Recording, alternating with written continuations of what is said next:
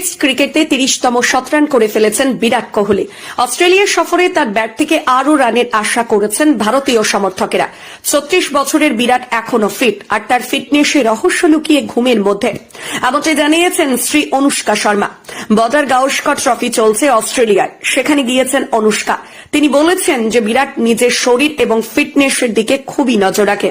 প্রতিদিন সকালে ঘুম থেকে উঠি কার্ডিও করে, সেই সঙ্গে আমার সঙ্গে ক্রিকেট খেলে। কোনো ধরনের ভাজাভুজি খাই না, কোনো মিষ্টি পানীয় খাই না। গত 10 বছরে একবারও বাটার চিকেন খাইনি বিরাট।